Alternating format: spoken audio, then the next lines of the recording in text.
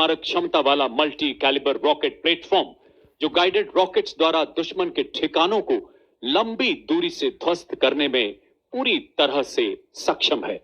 भारतीय आर्टिलरी में इस फोर्स मल्टीप्लायर का आगमन सेना की लंबी दूरी की तीव्र प्रहार क्षमता को कई गुना बढ़ा रहा है। मंच की तरफ शान से आगे बढ़ता हुआ यूनिवर्सल रॉकेट लॉन्चर सिस्टम। पत्थरों को ठोकर से उड़ा दे हम, चट्टान आए राह में तो सीने से हटा दे हम, आए अगर कोई बाधा तो बढ़कर करे हम मुकाबला, आग बनकर हम चुनौतियों के पंख दे जला।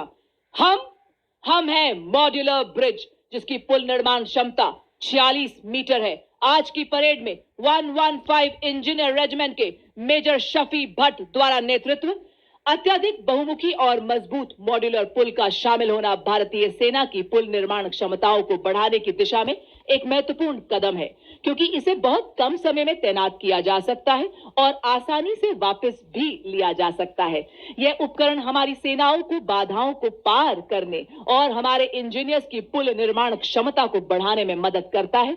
चूंकि यह 8x8 वाहन पर लगा है, इसलिए अत्यधिक गतिशील है और हमारी मशीनीकृत टुकड़ियों के साथ तालमेल बनाए रख सकता है।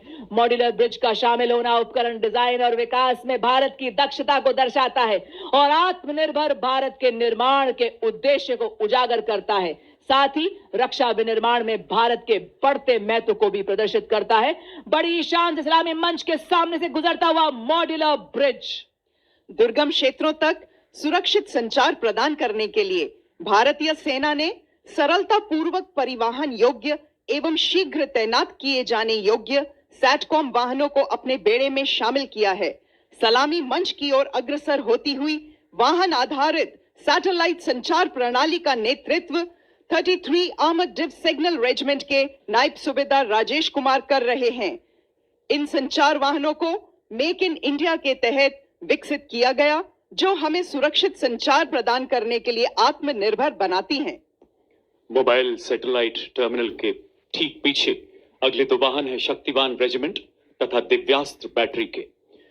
विशेष रूप से डिजाइन किए गए नई पीढ़ी के मानव रहित ये वो हथियार तंत्र हैं जिन्हें हाई मोबिलिटी व्हीकल पर स्थापित किया गया है।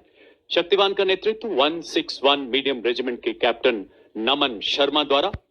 देवियों सज्जनों, इस वाहन में स्वॉर्म ड्रोन्स, मिनी हार्पी, हैरोप तथा पीस कीपर जैसे उन्नत ड्रोन लगाए गए हैं। आधुनिक युग के ऐसे ड्रोन्स जो शक्तिवान रेजिमेंट को 1000 किलोमीटर तक की दूरी को और इसमें स्थित लक्ष्य को पूरी तरह से नेस्तो नाबूद करने की ताकत प्रदान करते हैं। और इसके ठीक पीछे दूसरा वाहन दिव्यास्त्र, जिसमें jolt, medium altitude pseudo satellite system तथा स्काई स्ट्राइकर जैसे उन्नत ड्रोन्स लगाए गए हैं। नेतृत्व 161 मीडियम रेजिमेंट के सूबेदार किरण मेधर द्वारा। दिव्यास्त्र बैटरी ऐसी हाइब्रिड युद्धक इकाई है जो तोपखाने को निगरानी ड्रोन तथा लॉइटर एम्युनिशन के साथ एकीकृत करती है। देवियों और